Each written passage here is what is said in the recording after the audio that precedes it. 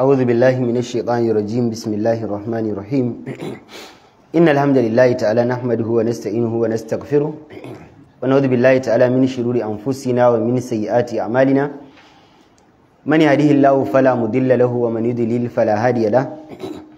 وأشهد أن لا إله إلا الله وحده لا شريك له وأشهد أن محمدا عبده ورسوله. رب اشرح لي صدري ويسر لي أمري واحلل عقدة من لساني يفقهوا قولي. اللهم إني أسألك البر والتقوى ومن العمل ما ترضى. اللهم إني أعوذ بك أن أشرك بك وأنا أعلم وأستغفرك لما لا أعلم. بارك والسلام عليكم ورحمة الله تعالى وبركاته. barkamu da saduwa wannan masallaci mai albarka Masjidul Mumtaz da ke nan Gurgumari a garin Maiduguri. Yau cikin taimakon Allah muna yammacin Juma'a 16 ga watan Jumadal Ula shekara ta 1447 wanda ya zo daidai da 7 ga watan 11 miladiya ta 2025. Majalisun na karatun littafin Al-Adabul Mufrad na Imam Bukhari muna babu ma ja'a fi da'watin nabi, addu'o'i da manzon Allah sallallahu alaihi wasallam yake a rayuwarsa domin karantar da al'ummarsa. zamu tashi hadisi 677. حدثنا عمرو بن مرزوق قال أخبرنا شعبة قال حدثنا ثابت عن أنس أن النبي كان يكثر أن يدعو بهذا الدعاء. أنس بن مالك يأتي النبي صلى الله عليه وسلم يا كسنشي يكن يويتا يوم وانا الدعاء سيئتي اللهم مازال سيئتي يا الله آتنا في الدنيا حسنة، يا الله كبامك كيكاوا أجد الدنيا، وفي الآخرة حسنة، Allah ka ba mu kyakkyawa a gidan lahira. Allah ka ba mu mai kyau a duniya, ka ba mu mai kyau a lahira. Wa qina azaban nar, ya Allah kuma ka tsare mu daga azabar wuta. Malamai suka ce me ake cewa alhasana din nan da manzon Allah sallallahu alaihi wasallam ya roka? Menene kyakkyawan abin da manzon Allah yake cewa ya Allah ka ba mu mafi kyau a duniya, Allah a lahira ka ba mu mafi kyau? Malamai suka ce abinda manzo Allah yake nufi shine duk abinda dan adam zai so shi ta fuskar rayuwarsa matukar abin ba mai cutarwa bane to mai kyau ne. Abinda zaka rayu da shi a muhalli ne, sana'a ne, sutura ne, duk abinda dan adam yake bukata dan ya rayu a dabi'ance na son sa to mai kyau ne. A dabi'a dan adam dole zai ci abinci, a ɗabi'ar ɗan adam dole zai sa sutura, a ɗabi'ar ɗan adam dole zai auri iyali, a ɗabi'ar ɗan adam duk ababen ɗan adam yake bukata don ya rayu. To wannan in dai ɗan adam na bukatar shi ya rayu zai samu kwanciyar hankali, shi manzo Allah yake fi Allah ka bamu. Malamai suka ce bayan wannan akwai wadata. Wadata na gaskiya abu mai kyau da ɗan adam yake bukata. Duk yadda ka kai da lafiya a jikinka, matukar ba ka da abin da za ka ci abinci sai ka zama mara lafiya.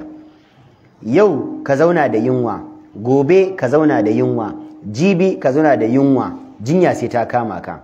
Shi yasa malamai suka ce akwai abubuwan da Allah ya tsara a rayuwar dan adam, a tsarin ubangiji da dan adam ba a so yi wasa da su. Yunwa karka wasa da ita.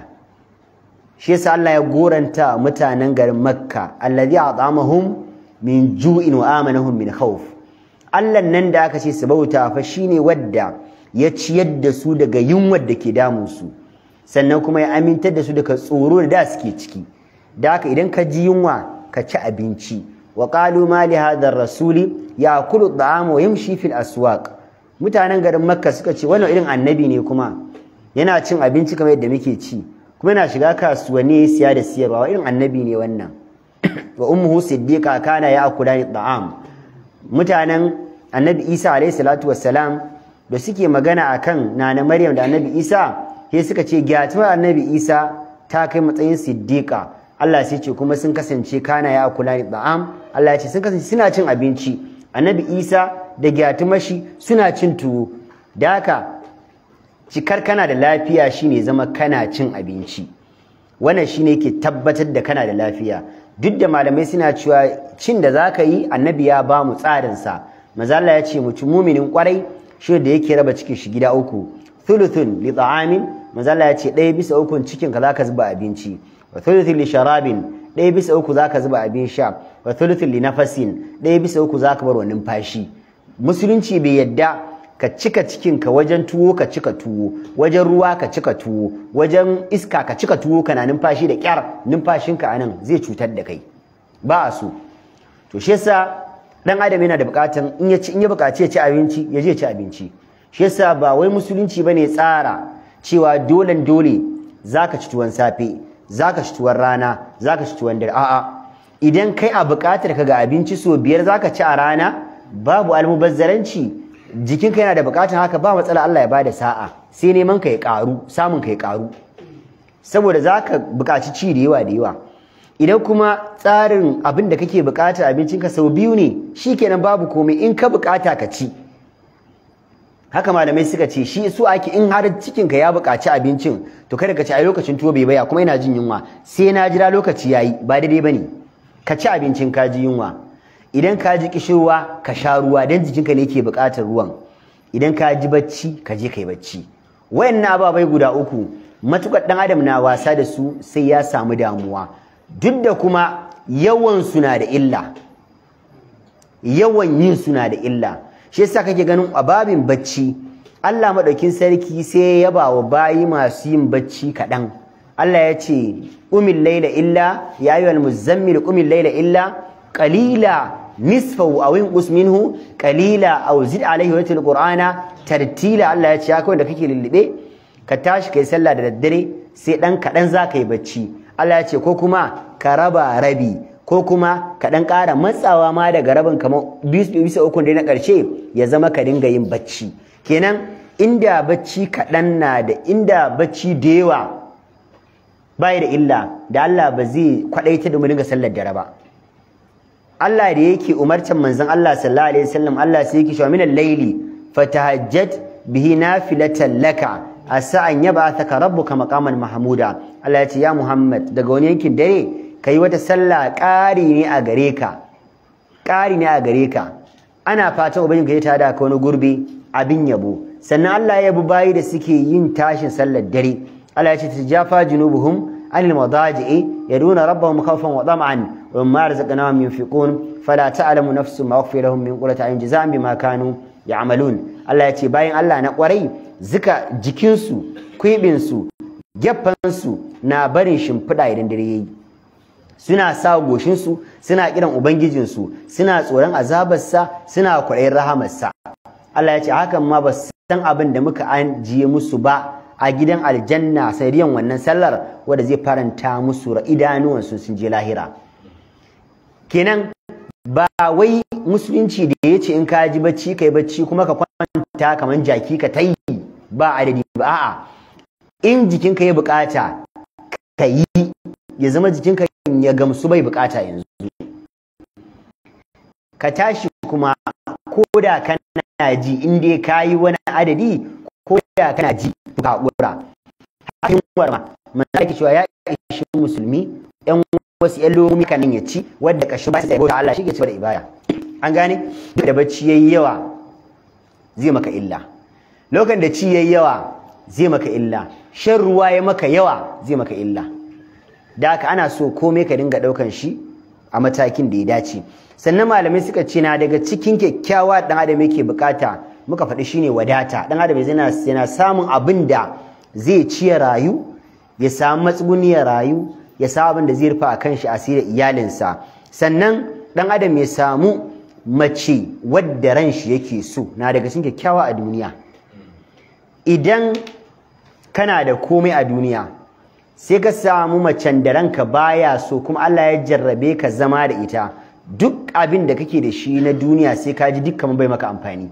Shi yasa malamai suke cewa akwai jarraba wadda idan ubangiji na so ya bawa sai ya hada shi da mace mara kirki kuma Allah ya hana shi sakinta, ko ya samu wani tarko da zai hana shi sakinta. Kana magana mamarka ta ce kulla kana yi zan tsine maka albarka, dole ka zauna da ita, kana azabtuwa, kana shan wahala kuma kana tare da ita. An gane? To na daga cikin kyawawa a duniya duk abin da Adam zai so malamai suka ce manzo Allah ya riga ya gaya mana mu roƙa. Sannan wa fil akhirati hasana, Allah a lahira ka ba mu kyakkyawa, malamai suka ce kyakkyawa a lahira shine aljanna alladhina ahsanul husna wa ziyada, wadda suka yi imani suka kyautata bauta a gidan duniya Allah ya ce suna da alhusna aljanna wa ziyada da kuma ƙari na za su ga Allah. Da haka a lahira za ka samu aljanna, matan hurul aini kyawawa ne, ita gidan aljannan mai kyau ce, kayan cikinta mai kyau ne, abincinta mai kyau ne, komai da ka sani a cikinta mai kyau ne. Da haka ba sai ka tsaya kana lissafa wa Allah, ya Allah matan hurul aini, ya Allah aljanna, Allah gidan bene, Allah kaza. Kawai idan ka ce rabbana atina fid dunya hasana wa fil akhirati hasana, ka gama duk wata bukatar duniya ta shiga, bukatar lahira ta shiga. Amma kuma ka'ida shine ba mutumin da zai shiga aljanna fa sai ya tsallake ta kan wuta. Wa in minkum illa wariduha kana rabbika hataman maqdiya. Allah ya ce kowa sai ya tsallake ta kan wuta kafin zai shiga aljanna. To shine sai ka ce wa qina azaban nar din. Shine ma'anan manzo Allah ka mu kyakkyawa a duniya mun gama rayuwa. Allah muna neman kyakkyawa a lahira ta ce aljanna, amma ba za mu shiga ba sai mun tsallake wuta. To ina azaban Allah tsallakar da mu wuta don mu samu shiga aljanna. Allah ya sa mun gane. Sayyidina Umar yake cewa da aka masa tambaya me zaka iya fassara fadin Allah da yake cewa rabbana atina fid dunya hasana, sai ya ce ubangiji ya baka mace mai kyau. Malam Usman ita ce a ma'anar rabbana atina fid dunya hasana, Allah ya baka mace mai kyau. Na sayyidina Umar fa ai ba magana kyan fuska ai, in aka hada biyu kuma gari bar kafa ai. Wa fil akhirati hasana fa yace hurul aini, Allah ya baka hurul aini. Idan a duniya ka samu mace ga addini, ga kyan fuska, ga kyan ɗabi'a, ga bada haƙuri idan ta miji laifi, ga kankan da kai, ga iya girki, ga iya kula da yara, ga tsafta, ga rarrashin ka ta maida ka jariri kai karan kanka. Allah duk wani abu da ya kamata na play role ɗinta as mace, wannan shine kyakkyawa a duniya. A lahira fa Allah ya dace da kai samun hurul aini, yace to shine ma'anan ayar. Al-Hasan al-Basri aka ce me wannan ayar take nufi, yace da Allah yace rabbana atina fid dunya hasana, sai ta ilmu wal ibada. Allah ya baka dama ka samu ilimin addini a duniya, to ka samu kyakkyawa. Bayan ka yi ilimin ka samu daman bautar Allah, to ka samu kyakkyawa a duniya. Wa fil akhirati hasana, yace ubangiji kuma ya baka kamewa daga dukkan abin da kake gaba da lahira. Ai ba a taba samun lahira sai an gina ta a duniya. Da haka duk wanda zaka ga ya yadda ya barar da lahira dan ya gina duniyarsa, asara ta kai asara.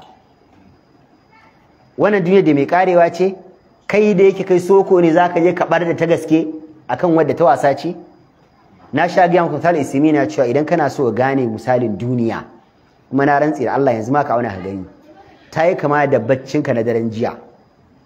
Rayuwar duniya dukanta ta yi kama ne da baccin da kai jiya da daddare. Yanzu da daddare ba mun yi bacci kafin wayewar yau ba, a daren jiya na yi mafarki ai, mafarkin kana kaza, mafarkin kana kaza, kana tuka mota ba hali ba ka da mota amma kana dafa, kana cin tuwo, kana tsakar haƙori, kana waye. Wani mafarkayen da kai su da ka farka akwai abin da gani ya faru.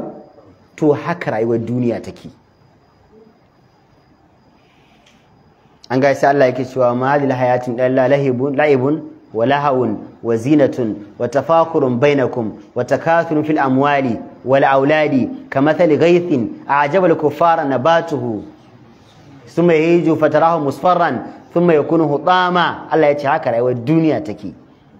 Digin da kaji Allah ya zaka ja ce la'ibun wa lahaw, wasa ne da wargi kawai, babu wani abu a cikin ta in ba wasa da wargi ba. Ɗaya abin da kake mora shine bautar Allah. An ka ce duk wani abu a duniya gangan ne, ai gangan ne malam buka malam Abdurrahman ka san gangan ba?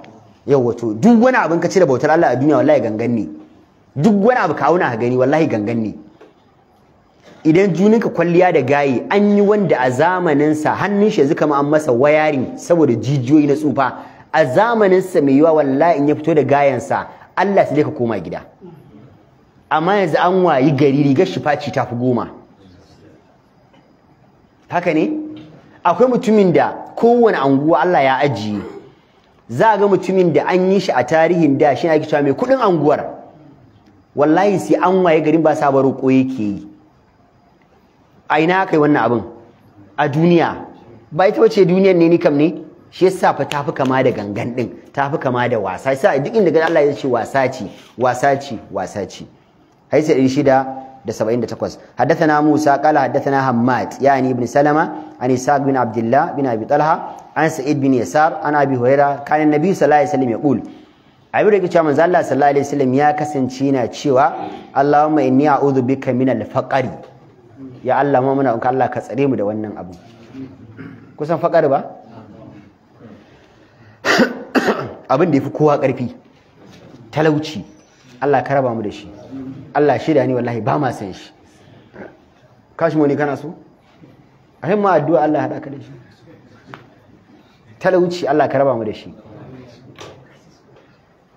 da katangar talauci da katangar kafirci makwabta ne idan talauci yau mutum mummunan kamu in ba Allah ya taƙaita ba sai zama arne na rantsi da Allah da haka talauci sa ga manzo Allah ne Allah ya tsare shi da talauci annabi ne yake cewa Allah Allahumma inni a'udhu bika min al-faqri Allah ina wanka tsare ni daga talauci malamai suka ce idan ka ji an ce al-faqr talauci kala hudu ne akwai wadda duk arzikin mai arziki yana ciki duk kudin mai kudi yana ciki Elon Musk yana ciki Dangote yana ciki Buwa yana ciki waye sau larabawan nan masu kudin suna ciki na South Africa yana ciki in dai a wani layin ne akwai talauci na bukatuwa na wani abu ko wannan talaka ne idan aka ce talauci kai abin da ƙwararsa ki fara gaya maka shine kudi a'a alfaqir ba wai kawai ya zama baka da kudi shine talauci ba yanzu mai yiwa kana da bukata a wajen Allah yadda kake roƙon Allah ya yaye maka wannan damuwar taka mai yiwa wanda yafi kowa kuɗi a Najeriya yana rutar damuwar da ya fi ka matsa Allah ya bashi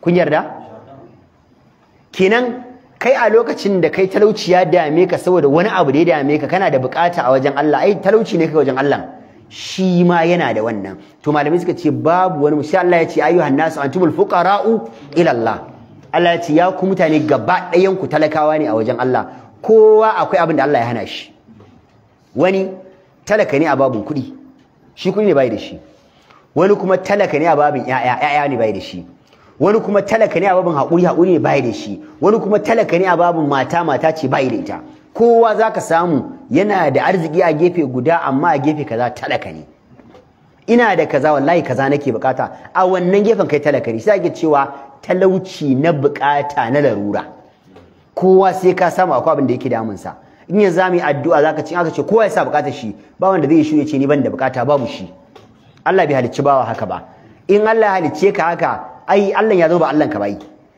saboda shi ubangiji ya nuna maka cewa kai din bawansa ne shi yasa sai ya dora maka bukata dan kai da cewa kai din ajizi ne baka isa ba wanda ya kai ya batse shine bai da bukata shine Allah shi ya ce wallahu al-ganiyyu wa antumul fuqara'u Allah ya ce ni ne mawadaci ba ni da bukatan komai a wajen kowa Allah ya ce ku kuma talakawa ne Allah bai cire kowa hula bai ce wa antumul fuqara'u kowan mu yana ciki da arzikinka da komai kai talaka ne a wajen Allah dan karuna mai kudi ne right amma talaka ne a wajen Allah talaka ne Allah da kanshi shi dan karuna mai kudi ne wa atina minal kunuzi ma inna mafatihahu Allah ne yace mun bashi kudi makullin stones Allah yace sai an samu kartai mutum 10 sannan suke daukan makulli su bude stones Allah ne yace mai kudi ne amma ai akwai abin da yake nema a wajen Allah da haka shi wannan talaucin malamai suka ce kowa ma yana da shi Allah bai bar bawa bai da bukata ba kana gama wannan bukatar wannan zaka fada kana gama wannan bukatar wannan zaka fada kana gama bukatar wannan zaka fada sannan malamai suka ce akwai talauci na biyu shine ubangiji ya jarrabe ka da abin da zaka ci ma yana so yafi karfin ka wannan shine talaucin da ake ta neman tsari da shi Allah ka raba mu da shi idan dai a babin talauci mala ya'u ka fi karfin cinka safe rana dare ko da ba nama in dai da safe za a girka a ci alhamdulillah a sha ruwa yara ba za su yi wurgi da kashi ba ko da ba za su yi wurgi da kashi ba to shi ne abin da muke faɗa yanzu ka wuce matakin talauci na biyu amma duk lokacin da ya zama bawa yana da komai amma tuwon bakin shi yafi karfin sa to talaka ne. Babban a basic needs da ake da adulatul khams guda biyar ai number 1 abinci ne ko basic needs number 1 shine tuwo. Idan kana da yunwa wallahi babu abin da zaka tuna sai tuwo. Tsirara kake amma tunaninka bai kai ma zuwa ga tsarecin kai ka ci tuwo. An gane to shi sa wannan ne bawa kullum yake roƙon ubangiji Allah ka rabba mu da talaucin da har za a waye gari tuwon da zamu ci fi karfin mu. Amma da safe za a ci a gidanka, kai da yayanka za ku ci, da rana za a ci, da daddare za a ci, in dai za a ci babu ran da ba a ci, so uku nan za a ci, wallahi alazim kai sai ka gode wa Allah. Ko da ba daɗi a dai ci man bukar. Ba dai an ci ba? Alhamdulillah. Kai yanzu a babin talauci, babban talaucin da fi kowa tara kowa hankali kai ka fita. An gane? Akwai talauci na uku. Malamai suka ce wannan mazmum ne, abin ki ne. Shi kuma talaucin rashin godiya. Akwai mutumin da zaka ji yana kukan wani abu. Wallahi ba talauci bane, rashin godiya ga Allah ne. A gidanka an yi shinkafa da miya an ci, sai ka ji yana cewa kai bayan dai ko kaɗan taɓa ba zan iya ci ba saboda tuwon ba nama. Wannan talauci ne? Kaga yau yanzu wannan talaucin da yake nunawa ba na babu ba na rashin jin daɗi ne. Wani ya ce ma wai idan bai ba zai cin tuwo ba sai ya haɗa da lemo. Malaya? Wallahi haka ne. In ba lemu ba zai iya cin tuwo ba. Ba fanta a gefe, ba maltina wallahi ba zai ci tuwo ba. In ba kaza shi wallahi ba zai ci tuwo ba. In ba nama ba zai ci tuwo ba. In ba kifi ba zai ci ba. Dan wake sai an yi feferin kaza an gutsira masa akai sannan zai ci. In ba kaza ba zai cin dan wake ba. A kai haba da Allah wallahi dama ce. Dama ce wallahi. Lokacin da damar za ta kauce mutum ya ci dawa da tsama ya sani ne. Wannan talaucin malamai suka ci rashin godiya ga Allah ne. An gane? Akwai talauci na bukata. Shi wannan talauci shi kuma daban ne. Allah ne zai jarrabe ka da bukatar wani abu a wajensa. Sai kana ganin wannan abin da kake bukata kuma shi idan ubangi tashi jarraban bawa yana damun bawa. Wannan abin yana damun bawa.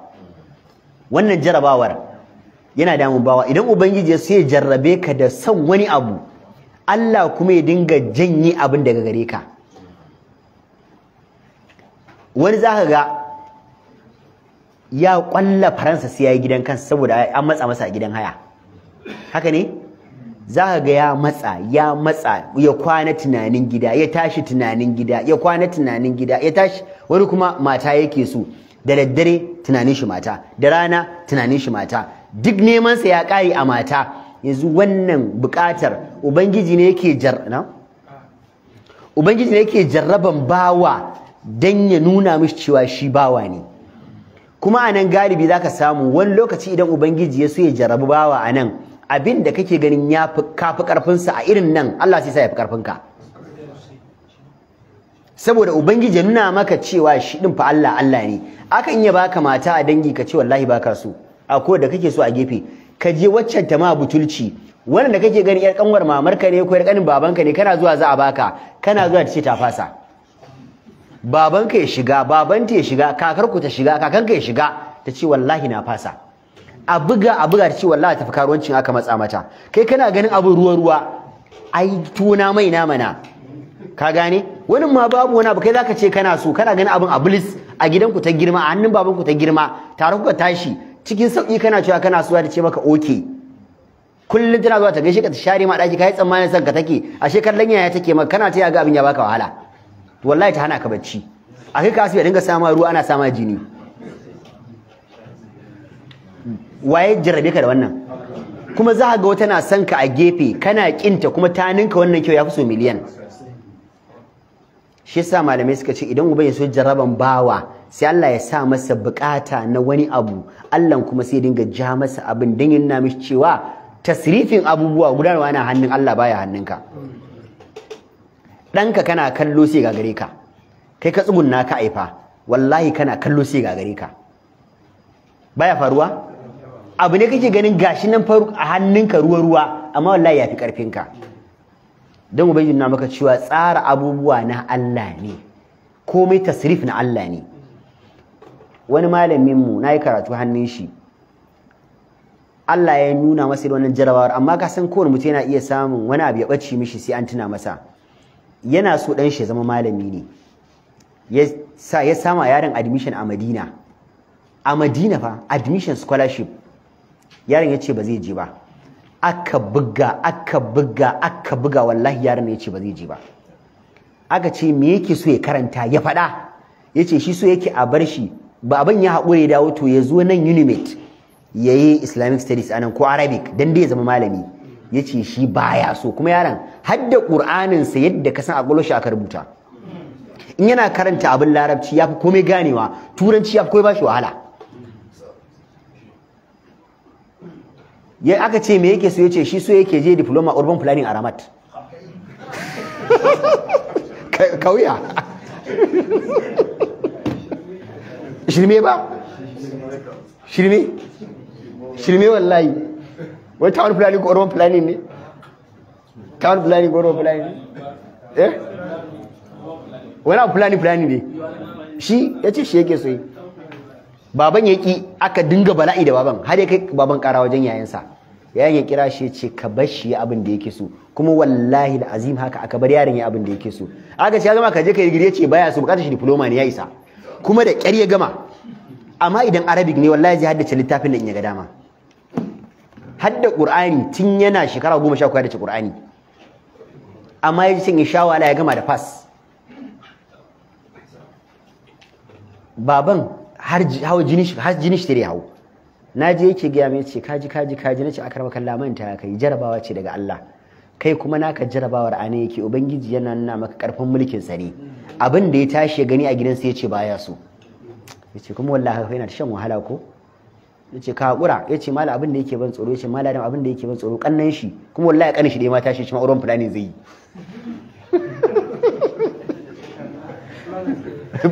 fulani shi to ka gani ko shi ma ya kira yace fulani haka Allah yake yanzu wannan ba tasrif shine ake ga talauci na hudu ubangiji zai ka maka wani abu ya sa maka bukatar sa dan yana maka cewa shike da komai kai baka da komai Allah ka bamu wanda zamu iya dauka Allah karka ji da abin da yafi karfin mu hadisi 679 hadathana Muhammad bin Abi Bakr qala hadathana Mu'tamir an Layth an Thabit bin Ajlan ana Abi Abdurrahman ana Abi Umama qala Imamatul Bayi da yake cewa kunna inda annabi wata rana muna wajen manzon Allah sallallahu alaihi wasallam fa da'a bi du'ain kathirin la nahfazuhu annabi ya daga hannu ya dinga addu'a annabi yana ta zuba addu'a yace mun ma kasa haddacewa dan annabi yana gama wannan zai shiga wannan yana gama wannan zai shiga wannan yana gama wannan zai shiga wannan mun ma kasa haddacewa fa qulna sai muka ce manzon Allah da'awta bi du'ain la nahfazuhu muka ce ya manzon Allah kai addu'o'i da mun kasa haddacewa qala fa qala annabi sai ya ce ku dakata sa'unabbiukum bi shay'in yajma'u dhalika kullahu annabi ya ce yanzu nan zan sanar da ku wata addu'a yadda na fara addu'an nan minti mai yawa ina tayi mintuna masu yawa ina tayi kun kasa rikewa bari in ga muku wata addu'a layi biyu kuna yin ta tattayi addu'ar ne gaba ɗaya na kusan mintuna 10 ko 20 din nan annabi ba mu ta a kyauta lakum annabi sai ta mu komai ku ce Allahumma ya Allah inna nas'aluka Allah muna roƙonka mimma sa'alaka nabiyyuka Muhammadin duk abin da annabi Muhammad ya roƙe ka ya Allah muna roƙonka Allah ka ba mu malamai suka ce babu wani alkhairi da manzo Allah bai roƙi Allah babu shi Manawi a cikin Faidul Qadir yake cewa duk wani alkhairi da ka sani annabi ya roƙa tun daga alkhairan lahira har alkhairan duniya dukkan manzon Allah ya roƙa da haka idan ka ce Allahumma inni as'aluka min kulli khairin sa'alaka min nabiyyika Muhammadin sallallahu alaihi wa sallam duk addu'a da manzo Allah ya roƙa alkhairi kai ma an baka karka da kana Allah lissafi Allah gida Allah mota Allah mata Allah sana'a Allah kuɗi Allah kaza duk alkhairin duniya manzo Allah ya roƙa in ka faɗa kai shiru ka bar wa Allah shi Allah ya fi ka sani me manzon Allah ya roƙa wa nasta'izuka Allah muna neman tsarinka min masta'azaka min nabiyyika Muhammadin Allah muna neman tsarinka daga dukkan abin da manzon Allah annabinka ya nemi tsari Allah ma ka tsare mu ka gaya mu wani sharri manzon Allah bai nemi tsarinsa ba sharrin duniya lahira duk annabi ya roƙa da haka idan ka faɗi wannan ka bar wa Allah aikin ubangiji shi duk zai tsare ka Allahumma antal musta'an ya Allah kai ne kadai abin neman taimako iyyaka na'budu wa iyyaka nasta'in idan ka je ka nemi taimakon wani a wajen ka je ka nemi taimako a wajen wani abin da ba wanda ya isa sai Allah kai shirka ka fita musulunci ba a neman taimakon wani abin da Allah ne kadai zai iya sai a wajen Allah in ka nemi taimakon wani abin da Allah ne zai iya ka fita musulunci arziki Allah ne yake ba inna Allah huwa razzaqu dhul quwwati matin Allah ne mai azurtawa na narzuqukum wa iyyahum na narzuquhum wa iyyakum Allah ne yake azurtawa in ka je ka nemi arziki a hannun wani kafta musulunci ko shi waye bai sai bayar ba in ba ma sokwanci da sakarci da wawanci ba ka je ka samu wani kazamun mutum yana zaune a wani ƙauye a cikin wata bukka shi kanshi sai ka je zaka dauki 2000 ka bashi abin sadaka wai ka je wai ya baka lakanin yin arziki yana da shi zai zauna talauci shi yana da yaya ya zai baka gwani yana fara yaya fa shi bai na son kuɗin kai yana jira ka zo ka bashi 2000 ka bashi 3000 10,000 20,000 kuma wai ka zo wai ya baka lakanin arziki to shi ya bi ba kan shi ba wani tunani ne wannan da Allah ai arziki a gidan wasu gwara a gidan ku a gidan kuma gwara a hannunka shi mutumin da kai gani ya fi ka san kuɗin daka duk wani abu da ka san Allah ne yake iya bayarwa kar ka je ka ce zaka roki bawa zai fidda ka cikin musulunci wa alaikal balagh ya Allah kai ne kadai gare ka muke neman wadatuwa ba wanda ya wadatar da bawa sai Allah Ibn al-Qayyim yace Allah ne kadai sai bawa ya bawa abinda shi ma bai san Allah zai masa ba yanzu gobe waye sai ga me zai samu gobe wa ma ta nafsin ma za ta kasibu gadan rai ba san me za ta samu gobe amma Allah ya sani zaka yi tashi a lissafin ka yanzu kaman Musa dan albashi ne misali shi in wata ya kare a misalance ba wani abu da yake tsammani wallahi idan ubangiji ya so gobe sai ya bashi abin da ya ninka albashin shi so 100 bai ma santa ina hanyar kudin ya zo ba Allah bai yi sai kana ganin hanyar samu na waje kaza ne idan ubangiji ya ga dama sai ya toshe wannan hanyar taka ya baka ta hanyar da baka yi tsammani ba ina ruwan Allah shi yasa wadatuwarka tana ga Allah Allah ne kadai zai baka ta inda ya ga daman ya baka inda kake tsammanin kake da yakinin Allah sai ya hana ka anan inda baka tsammanin sai Allah ya baka anan babu ruwan Allah wala haula ya Allah babu dabara wajen kaucewa sabo sai ka tsare mu idan ka ga bawa bai saba Allah ba Allah ne ya tsare shi saboda ran dan adam daure yake dan da sabon Allah inna nafsal amaratun bisu illa man rahima rabbi sai wanda Allah ya ji kai ya tsare amma ba wani mutumi da zaka ji a rayuwar shi ya ce zuciyar shi ba ta kaikaya da ya sabon Allah babu shi kuma ibn qayyim yake cewa kowanne dan adam akwai matakin sabon da yake da shekarunsa akwai saurayi matashi duk sabonsa ya kare a sha'awa ne kun yarda shi dai ka bar shi sha'awa yayi kaza sha'awa in ya wuce wannan matakin to bukata shine ya zai yi kuɗi shi sabon shi a kuɗi zai kare idan yana dan shekara 18 19 25 ba kuɗi bane a tunaninsa shi kawai sha'awarsa ce matsalarsa an fahimce ni kuwa daga lokacin da yanzu ya wuce wannan shekarun kuma zaka ji ya fara tunanin ya kamata fa in yi kuɗi ne fa yanzu fa kuɗi kawai kuɗi shi kawai ya zai yi kuɗi kawai da cewa yake je sana'a yana kin yi sana'a wata ran da kanshi zai bar gari tafi wani gari yin sana'a dan ya nemo me lokacin yin kuɗi lokacin kuɗin ne yake gani yanzu ya kamata ya nemo kuɗin amma da sana'a gida ma yana kai shi yana kin yi na ba ku labarin dan Inyamuri ba dan Inyamuri baban shi na kai shi wajen aiki yana karami ya gudu ya je ya barna a kore shi baban ya je ya bada hakuri ya je ya barna ya gudu wani lokaci baban ya kama shi ya bashi hakuri da baban ya gaji sai ya ce ba dan aife ka da al'auran namiji ba ai ka shiga uku kuma haka ne mana in dai an haife ka namiji wallahi ka shiga uku. Yace ba inda zan ƙara kai ka, akwai wanda zaka je ka da kanka nema. Ya girma ya aure, sai gashi sana'ar da baban shi ke kai shi yake guduwa irin ta ma yake nema ya rasa, da kai shi ma ya rasa. Wallahi yace ashe babana ya ga mahaifin namiji da al'aurar namiji shi ya shiga uku. Gaskiya ne ai. Lokacin da yana ganin ai ba wannan bace matsalarsa, yanzu kuma yana ganin wannan ce matsalarsa. Haka malamai suka ce idan ka wuce shekara 40 ka je sa 50 60 yanzu ba maganar kuma kuɗi bane matsalarka. Damuwarka yanzu shine wayannan wanda suke gabanka. ƴaƴana mata ba su auru ba, ƴaƴana mata ba su auru ba. An gane Hausan nan? Su ne su dauki ga kuɗin kana da shi amma yiwa zai zo ya auri wayannan yaran shine tashin hankalinka. Sallar daranka yaran nan, sallar ka Allah ka ba ƴaƴana miji ne su yi aure, Allah ka ba ƴaƴana miji su yi aure. Idan yaranka sun kare sannan ne fa babu yaro a gabanka sai ka fara tunanin Allah ya raba mu da duniya lafiya.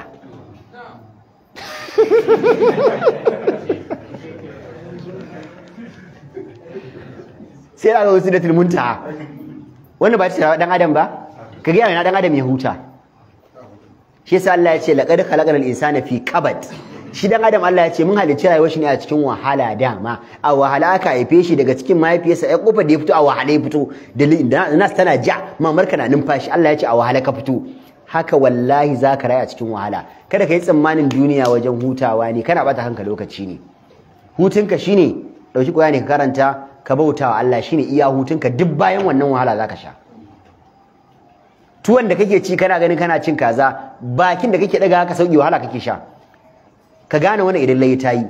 Nama kana kallo za a ji maka cewa wallahi hakuri na ciwo yake. Wahala aka sha ko dadi aka ji? Wahala aka sha mana. Babu wani abu mai dadi a duniya Malam Isa. Komai wahala ne. Idan kana tunanin mace, saduwa da mace, akwai adadin abin da in ka kai ya zama maka wahala. Malam Usman, rai ka matsa shi zuciyar kamata buga. Ba shi bane ba? Duk rayuwar fa cikin wahala take, babu wani mai daɗi in ba bautar Allah ba. Amma lokacin da kake karatun Qur'ani wallahi zaka ji daɗi ko baka san jin daɗin. Idan kana ibada, kana bauta Allah zaka ji daɗi ko da baka ne jin daɗin ba. Ubangiji ya tsara ibada ce kadai daɗin duniya bayan wani dan adam cikin wahala yake. Allah ka ba mu ikon cin jarabawa. Shi yasa manzala ya ce wala haula. Allah babu wata dabara na mutum ya kauce wa sabo sai ka tsare shi. Wala quwwata. Allah dan adam bai da karfin ya iya maka da'a illa billah. Allah sai ka agaza mana. Kaga kana Allah azkar, kana karatun Qur'ani, kana sallah, kana biyayya ga iyaye, kana wallahi sai idan ubangiji ya agaza maka. Za ku tashi tare da mutum kana makin ya yake rayuwa haka. Ba wai abin daga shi bane, kai din Allah ne datar da kai. Haka ne? Na ba ku labarin mutumin da ya zana mamarsa akan matarsa ba? Kana mamakin ya aka yi haka ba? Jarabawa shi ta nan ta zo fa. Mamar ce ba ta da gaskiya tana zuwa gidan, haka yace. Tana zuwa gidan mata ce ba ta da gaskiya, ta ko gidan mata dai kama mamar ba ta kashi. Mamarsa mahaifiya. Kai sai kana mamakin ya aka yi haka ba? Shi birgewa yake har yana faɗan hujja. To a auna mai ita ta bar gidanta ta zo gidanta ai, ita ce mai laifi. Shi yana ganin bai laifi ba, right? Yanzu kai kana ganin uwa Allah karfin kar mu saba maka, karfin maka da'a wallahi sai Allah ya taimake ka. Lokacin da bacci yafi koyaushe dadi shine lokacin sallah asubahi. Daga al-ladan ya ce as-salatu khayrun min an-nawm. Kana jin baccin kana so zaka hakura ka zo ka bautawa Allah. Lokacin da kafi buƙatar ruwa a rayuwarka, ana zafi kafi buƙatar ruwa, Allah sai ce kai shi kai kwana 30 baka sha ruwa da rana ba. A lokacin da kafi buƙatar ruwan Allah ya ce ba za ka sha ba. Dare yayi, gari yayi sanyi, baka buƙatar ruwan Allah ya ce ka ta sha. Kun gane karatun?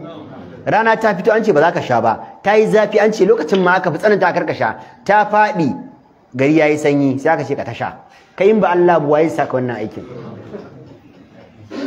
Dan girman Allah ba ubangiji wai saka wannan aikin.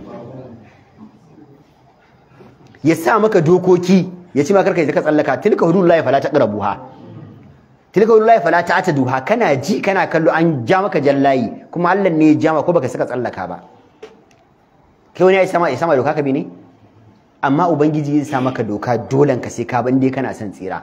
Idan ka ki bi ka sha wahala a duniya ka ji lahira ya gasa ka. To shi yasa ake cewa la haula wala quwwata illa billah. au kama qala wannan addu'ar malamai suka ce addu'a ce gamammiya kar kai wasa da ita.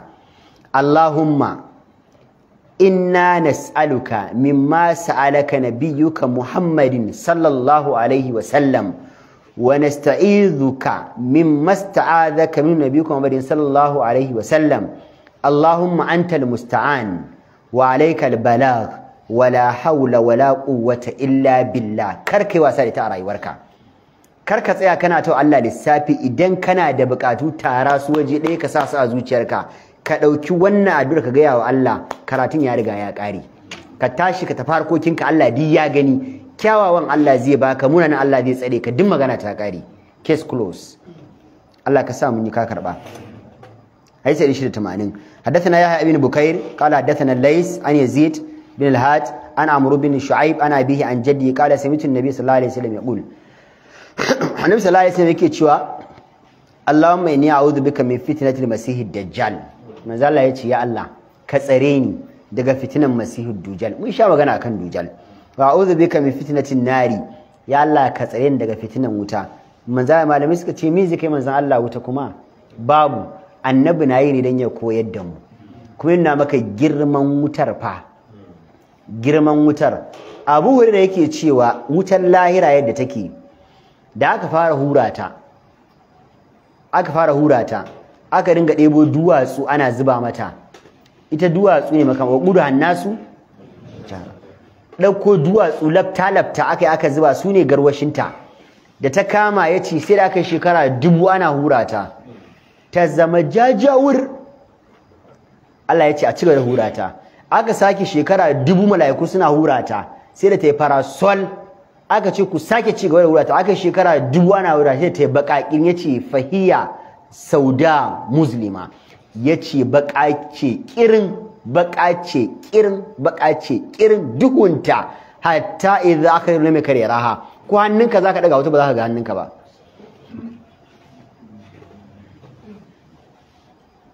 Sauda a musulama baƙa ce ƙirin ko ka ɗaga hannunka shi ta ba za ka ga hannunka ba wallahi. Saboda in ana maganan wutar lahira kada kana kwatanta wutanka ta duniya a ai ba a wuta kake ban za a sa ka irin wutar duniya a lahira ai aljanna kake. Billahi allazi la ilaha illa huwa in dai wutan duniya za a sa ka a lahira wallahi alazim aljanna kake. Wallahi baka cikin wuta aljanna kake. Abi Talib baba sayyidina Ali ruwaya tana cikin sahih Muslim. Annabi sallallahu alaihi wasallam mutanen garin sahabbai suka ce ya manzo Allah Abi Talib ya baka kariya. Wani irin alfarma ka roƙan mishi Allah a lahira? Manzo Allah ya ce to na roki Allah madaukin sarki shi kar a sa shi a wuta. Da haka bakin gabar wuta ko za a kawo shi cikin ramin wuta shi nan za a zo a ajiye shi. Za a sa mai slippers in wuta. Mi hancin wuta haka. Hancin slippers ne da wuta slippers in wuta. Manzo Allah ya ce amma zafin wuta yayi dafi na tafasa mai kwalwa. Zafin slippers in wutan ya ratsa jikin shi kwalwar shi ma tafasa take yi. Manzo Allah ya ce za a tambaye shi a ce wai kai kana ga akwai da kai azaba ya ce yan cikin wuta ma sun fi shi samun rahama. Shi garki ya fi kowa bala'i. Wanda yake cikin wutan ya yake dan Allah. Me slippers kwalwar shi ta tafasa. Me slippers ta tafasa kwalwa. Ka gaya min wanda yake cikin wutan shi ina yake tafasa masa. La ilaha illallah, la ilaha illallah, la ilaha illallah. Wai ka ji mutum yana rayuwa yana ganin birgiya ne, wai in baka ce sa dan wuta ba zai amsa ba. Na rantsi da Allah idan baka ce sa dan wuta ba wai ba zai amsa ba. Sai ka ce masa dan wuta sai ce oh ya ne in ka kira sunan shi asiri ba zai amsa sai ka ce sa dan wuta shine zai amsa. Ya san wutar bane yayi. Ce sa wutar ina sai ce wutar lahira.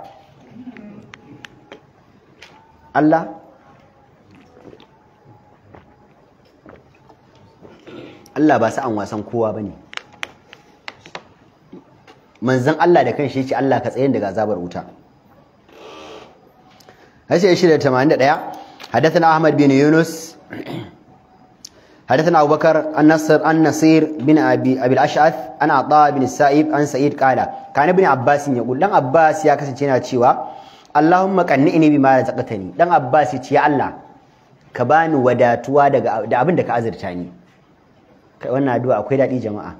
Allah ka bamu wadatuwa da abin da ka azurta mu. Babu ruwanka da abin da yake hannun wani. Nanu qasamna bainahum ma'ishatan fil hayatid dunya. Allah ne ga dama ya tsara, ya ba wannan miliyan kaza, ya ba wancan miliyan kaza, ya ba wancan 1000 kaza, ya ba wannan 100 kaza, wani kuma irin ma Allah ya hana shi. Da haka idan ubangiji ya baka abu, ya baka nutsuwa da wadata ga abin da ya baka, wallahi ba za ka kalli abin da yake hannun mutane ba. Wani sahabi ya ce ya manzon Allah me zan yi mutane su so ni? Manzon Allah ya ce ka kauce abin hannun mutane, mutane za su so ka. Amma yau wane bani, gobe wane bani, jibi wane bani, gata wane bani, wane bani, kullun kana kallon abin da Allah ya ba wasu ba abin da Allah ya baka ba, kullun zaka na rena abin da Allah ya baka. Kuma shi tsarin Allah shine arzikin wani Allah baya ba wani. Wanda shine tsarin Allah. Arzikin wani Allah baya ba wani, kowa da nashi arzikin. Za ga uwa da uba suna rayuwa da ƙyar. Haka ne? Suna ci da ƙyar, suna sha da ƙyar. Za su haifo jariri, ran suna tara yaron kaya set 100. Baban shi bai da kaya kala 3, amma yaron a ran suna an tara mishi kaya set 100. Arzikin shi ne ko ba arzikin sa ba? Mutane ba sa ganin baban shi yana yawo da kaya da faci ne? Me yasa ba su ba shi ba? Aka ba wannan yaron da ma ba sawa zai yi ba arzikin sa bane? To na hanu qasamna bainahum mashatan fil hayati. Allah ya ce muka tsaga muka ba su. Kowa mun tsaga mun bashi. Mazalla sai yake cewa barik li fihi. Dan Abbas yace Allah bayan ka bani wadatuwa ga abin da ka azurta ni, Allah ka mun albarka a cikin sa. Me ma'ana albarka? Shine Allah ya sanya alkhairai su yawa cikin abin da kake da shi. Ka mura, ƴaƴanka su mura, matanka su mura, addininka ya mura, al'umma su ji dadin arzikinka, ba daga ni sai ƴaƴana ka zama kura daga kisi raminki ba. Arzikin da kai kaɗai zaka ci shi, albarka shi kaɗan ce. Ya zama kana da abin da bayan kai, bayan iyalanka wasu ma na mura, addininka na mura, wannan shine arziki. Shine arziki. Wa khuluf alayya kullu ghaibatin bi khair. Dan Abbas yace Allah duk wani abin da kuma na rasa shi, na 'ya'ya ne, na dukiya ne, na mutunci ne, ko ma me Allah in dai na rasa shi, ya Allah ka maye min gurbin sa don da fi shi alkhairi.